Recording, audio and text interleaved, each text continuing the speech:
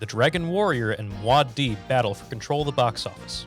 And a recap of the 96th Annual Academy Awards. All this and more on this week's Back to the Movies.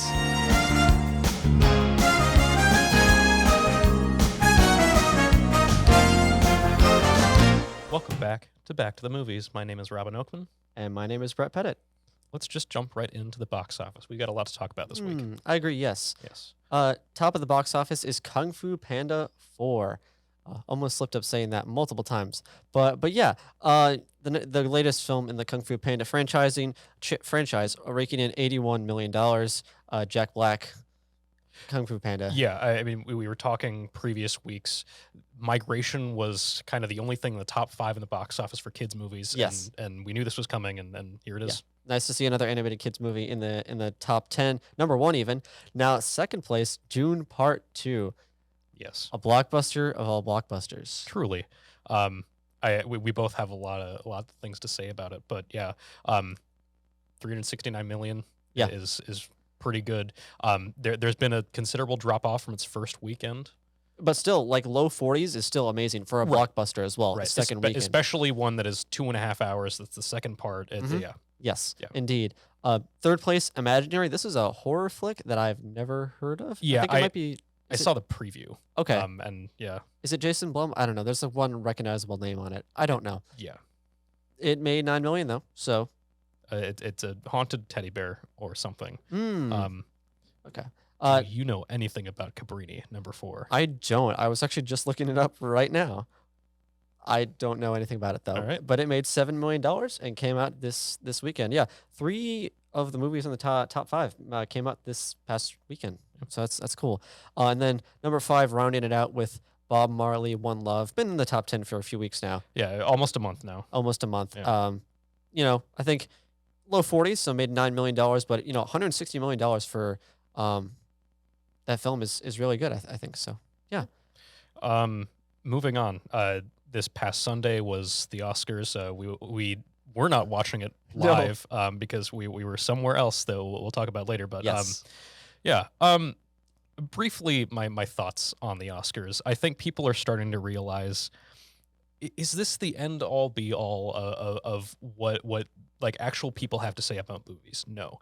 Like people have realized, okay, the awards get voted on by a committee. Yes. The Academy, and sometimes they don't even watch all the movies that have been nominated. Yeah. So, and I also saw an interesting perspective on it, which is, it's essentially like if you were an actor, it's like a very long corporate event. Yeah. Like you sit there, there might be a few laughs, you might have a good time, but if you are nominated, there's like the threat of like public speaking. Yeah. They also like to choose favorites. Like this year, Oppenheimer won 7 awards. I'm not saying it wasn't deserving of awards, but they definitely like to choose favorite films. I think the term like sweeps, not really. It didn't win 11 Oscars like Titanic or Lord of the Rings: Return of the King did. But yeah, Best Picture, Best Director, first Oscar win for Christopher Nolan is pretty big. Yes. Best Actor, first Oscar win for Cillian Murphy as Oppenheimer. Best Supporting Actor to Robert Downey Jr. Yes. Yeah. Good for him for getting an Oscar. Finally. Best Original Score for Ludwig Göransson. Yes. Had a huge career come up recently.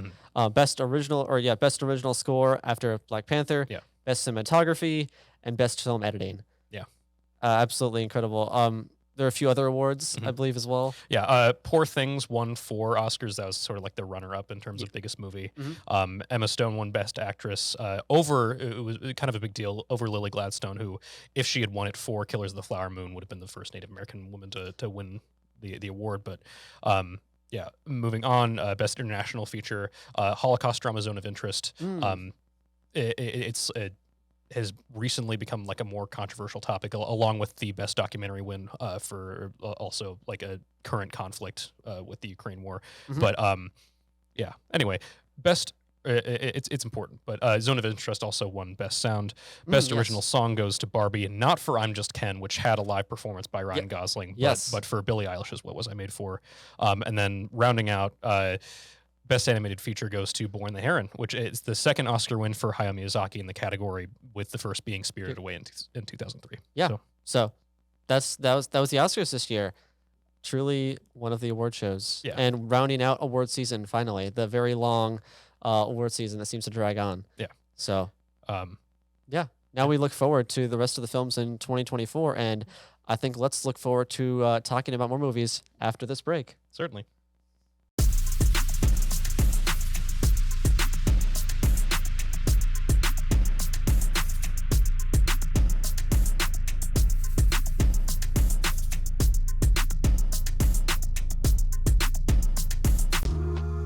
I know you're going through a lot.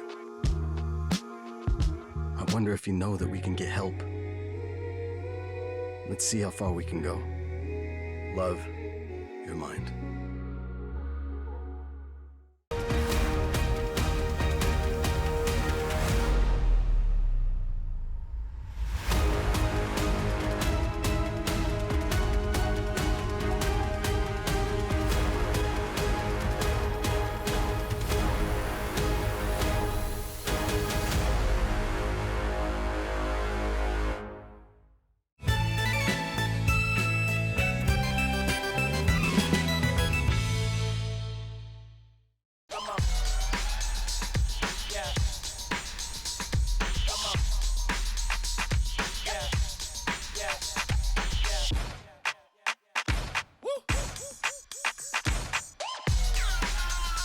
You're not going to get it all right. Just make sure you nail the big stuff, like making sure your kids are in the right seat for their age and size. Get it right at nhtsa.gov/the right seat. Hello and welcome back to the movies. Now it is the time for me to talk about what I've watched. Now I've spent my spring break watching a lot of stuff that I've neglected to watch for the past 3 months since I've been very busy. Started off with rewatching Severance again. That is my third time watching that series. Please go watch Severance. It is best to go in not knowing what it is, but it's on Apple TV Plus. It's got Adam Scott in it. It has got a few other name actors that I'm forgetting off the top of my head, but it's absolutely incredible. It will leave you on the edge of your seat. It's kind of I don't want to say sci-fi, but watch Severance. Next, I watched Anyone But You, which I've seen. It was in the top 10 for a while. Yeah. And it's did very well financially this beginning of this year. It came out this year. Wow. But yeah, Glenn Powell, Sydney Sweeney. It was a good movie. There's a song in the movie that I have heard before and I thought was good. I won't spoil the song, but I have it written down. I'll say unwritten. By Natasha Bedingfield. Yeah. Yes. Yeah, and it kind of reminds me a little bit of a sense of Mamma Mia. Yes. Kind of like the tropical setting, how a romantic kind of comedy film. So I thought that was fun. It was just a fun film. Next thing I watched, which has been Hotel, which is an animated show. This was picked up by Amazon and A24 after having a pilot air on YouTube. Not for kids at all. It was, it was kind of about the main theme of it was forgiveness. I'm not really sure it came through how they thought or intended it to. If you are into adult animation and want to give this indie series a go, I would suggest checking it out. I don't know if I'll be checking in for season 2 though. Next thing I watched, which was for kids, is Leo, which is an animated film on Netflix, starring, I can't remember his name. Oh my gosh, I'm forgetting right now. And the movie, when I Google it, doesn't come up with who I'm looking for. But yeah, Adam Sandler. Thank you. So yeah, it is about Adam Sandler being a lizard. Oh, right. He's a chameleon. Or a chameleon. It's some species. I probably said it wrong. And I've seen the movie. That's bad. But it's just a feel-good movie about trust and that kind of thing. And it's really cute. There's a little bit of singing which catches you off guard at the beginning. And throughout the film actually. But it's a good movie.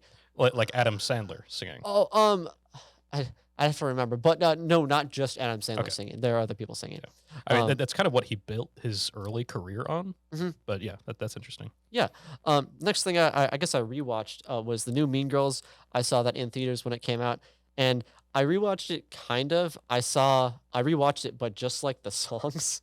Okay. I skipped over the plot. However you may feel about the movie, I thought I just wanted to hear the music again, even though I probably could have listened to it on Spotify. But yeah, so Mean Girls 2024. Yeah.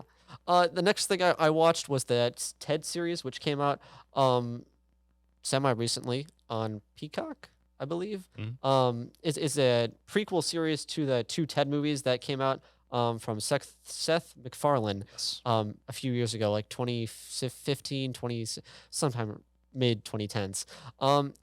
And it is a series. Yeah. Yeah. It's a prequel. You said it was a prequel series, right? Yes, it's a prequel.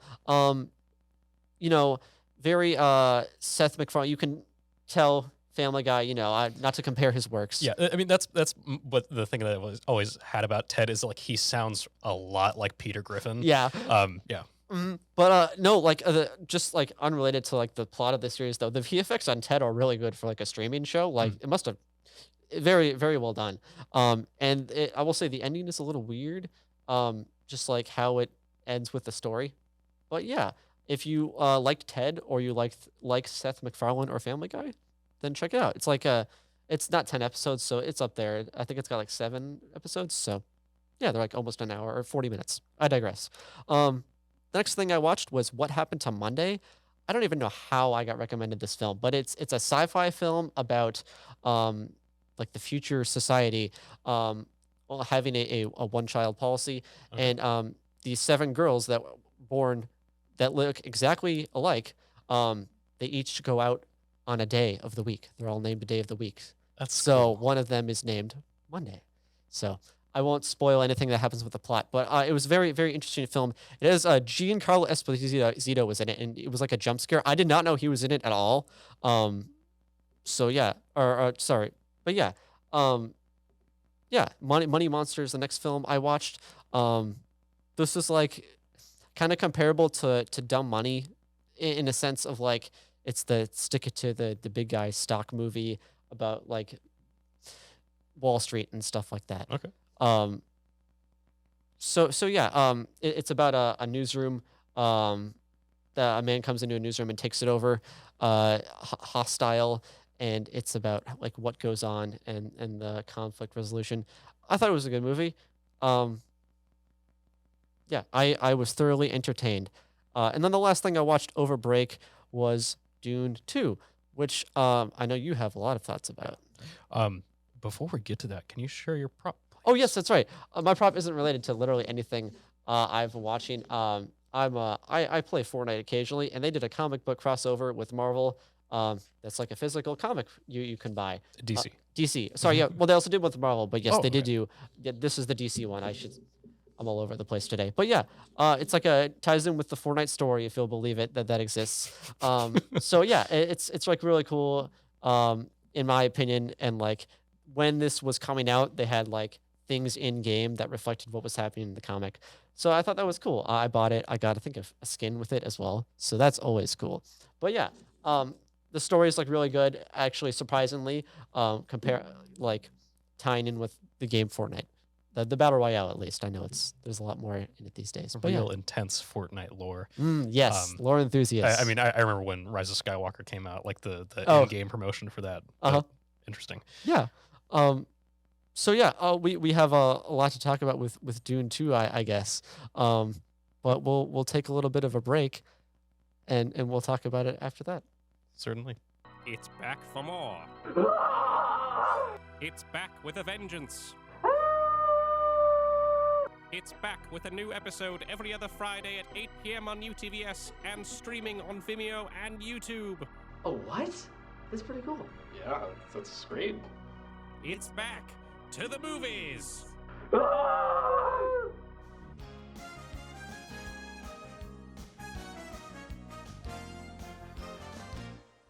Hutchinson, man, has been dominating defense. You were talking Sauce Gardner, now you throw Hutchinson No, out but here if on you a want nice to run. sleeper, No. he's a sleeper. Ladies and gentlemen,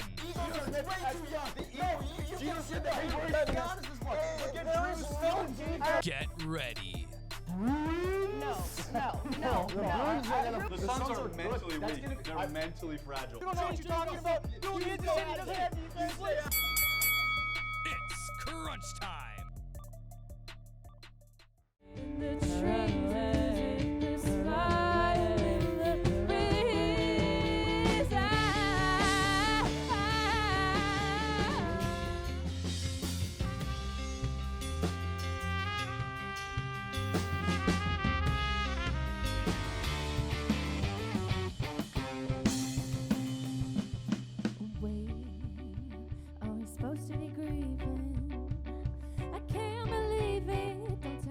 welcome back. Big blockbuster. Yes. But before we discuss Dune Part 2, I want to give a little bit of an overview. So the genre of science fiction has like there are a lot of like key points in the development of the genre. I think the general consensus is that it began in 1818 with the publishing of Mary Shelley's Frankenstein. Other big names include Isaac Asimov, who made Fahrenheit 451.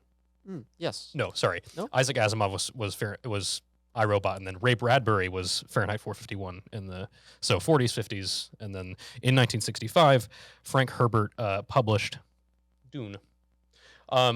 This is it's my dad's copy, but it was published. This specific edition was published in 1977. It's the 11th edition.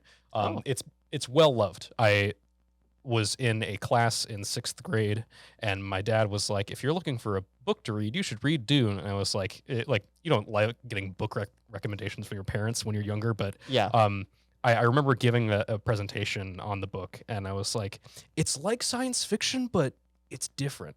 And I think that's I think that kind of sets the tone for what Dune is. It is science fiction, but it's really not.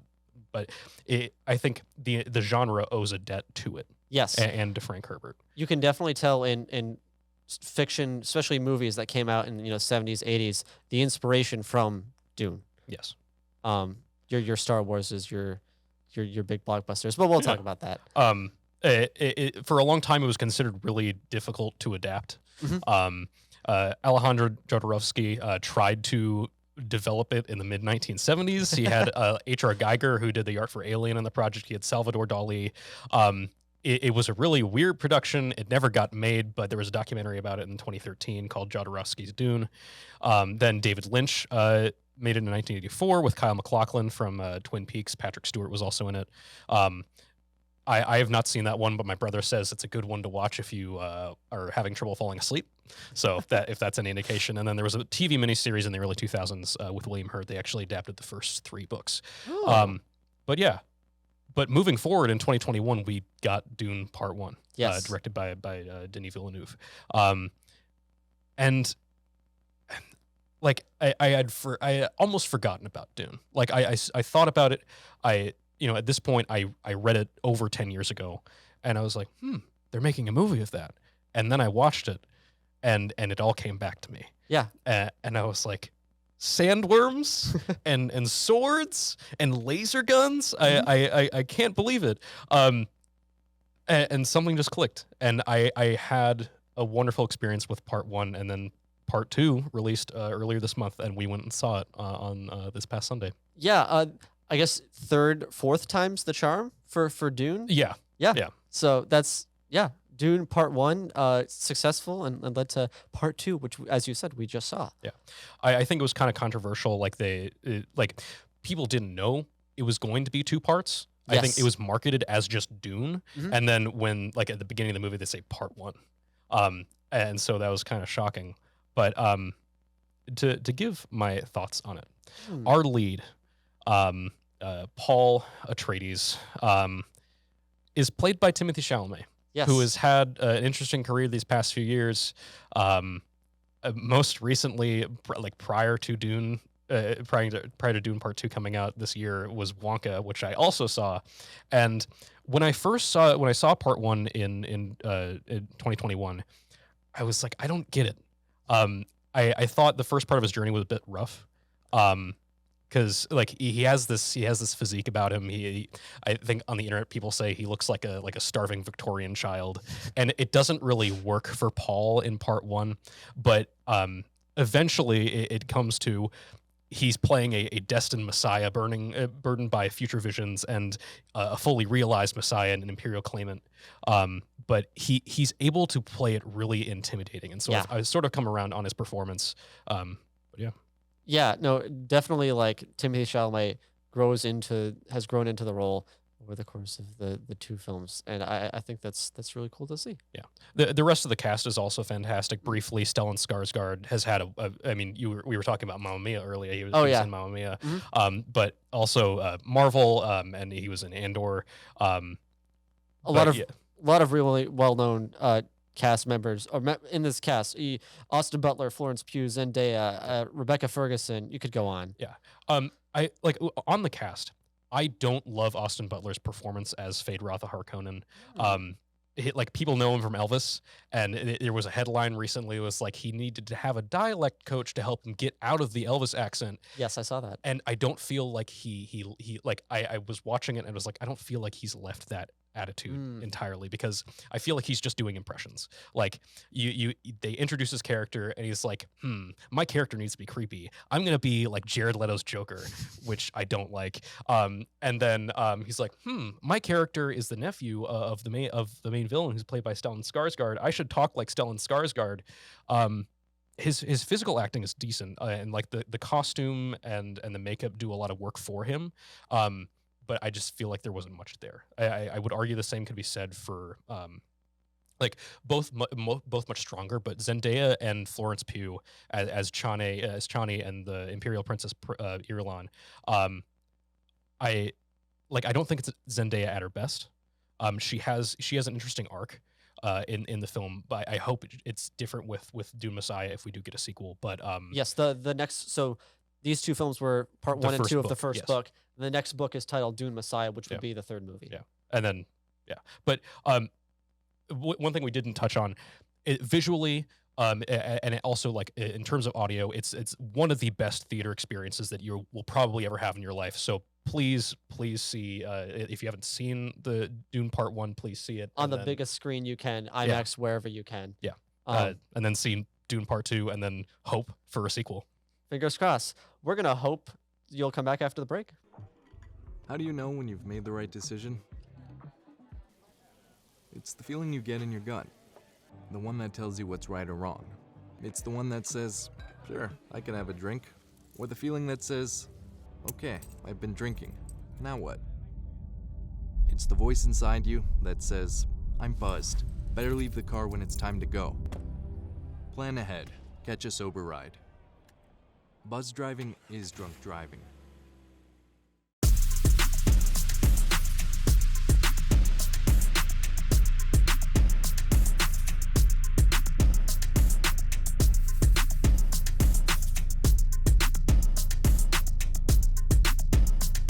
Welcome back. It is one of our favorite segments here on Back to the Movies, This Day in Cinema History. Yes. Today, on March 13th, in 1956, The Searchers with John Wayne was released. It's a Western. I think it's one of his more popular films. In 1987, Evil Dead 2 is released, directed by Sam Raimi. Evil Dead was his first big break, I would say. Yeah. And then he later moved on to Spider-Man, and most recently Doctor Strange in the Multiverse of Madness, which Bruce Campbell is in Evil Dead 2. He comes back. He is in nearly all of Sam Raimi's projects. Also, his Sam Raimi's car, I believe, is also makes a cameo in like most of it, if not all his projects. It's in Doctor Strange too. You spot it. In 1997, a little bit weirder one for television history. The Phoenix Lights incident occurred, which was in Phoenix, Arizona. One evening, this formation of lights appeared in the sky. It's like one of it's one of the largest like UFO incidents. With like the largest like number of people, like witnesses that saw it, and it got television coverage. It was huge, but it's just interesting. In 2005. Yes, 2005 was when Bob Iger became Disney CEO for the first time, because he left. He left in 2020. Bob Chapek took over, and he was fired like fall of 2022 or something like that. And Bob Iger is back now. I believe he just recently renewed his contract until like 2026 or something. Yes. So he's back now, trying to turn the company around. I digress. Yeah. 2009. Yeah. Race to Witch Mountain.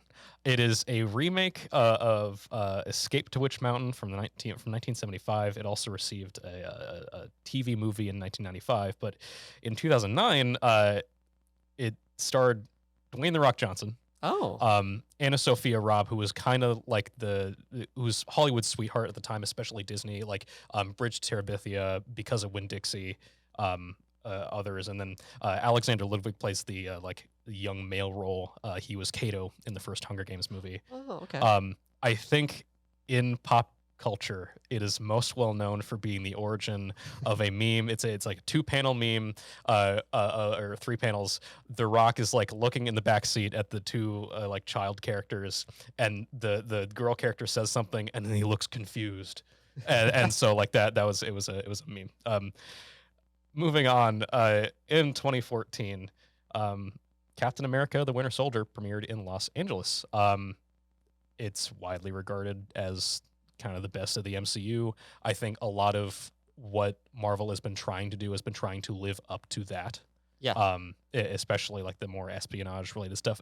They haven't quite gotten there yet. No. No. They haven't cracked the code again. Like they had it and they're still trying to make their way back up the ladder. We live in a post Endgame world. See if they can strike gold twice or whatever the saying is. Well, they did with Infinity War and Endgame. Yeah. So yeah, that's this day in cinema history. Coming up in the box office soon, we have another franchise returning yet again to the box office. Yeah. Ghostbusters, Frozen Empire. From what I've seen, like I haven't seen Afterlife yet, which is the preceding film, but I think there is this like ice ghost demon looking thing that it looks kind of scary. Like it's weirdly impressive and weirdly scary looking for Ghostbusters. Even though it's all about ghosts, it's a comedy. It's more silly. Yeah. But there are still those horror aspects. Yeah, this film seems to be leaning more like the Afterlife, which is in this new Ghostbusters era, the film that preceded this one. More family friendly. It's a more family film than I think the first original 2 Ghostbusters films were. Which I think is an interesting move, and we'll see how it does when it hits the box office on March 22nd. Yep. So yeah, very interesting. That's the next big film coming up, and then the week after we have the new Godzilla film. Yes, Godzilla X Kong: The New Empire. Yes, so we'll see how that does as well. Kind of getting a few big movies now back to back after the strikes and everything. I will say Dune Part 2. Unless something changes really drastically, it's probably my top movie of the year. Like, wow, Godzilla X Kong could be good. Deadpool and Wolverine could be good. But yeah, that's we'll see what happens. Yeah. And we'd like to thank you all for watching this episode of Back to the Movies. We'll see you next time. Yeah.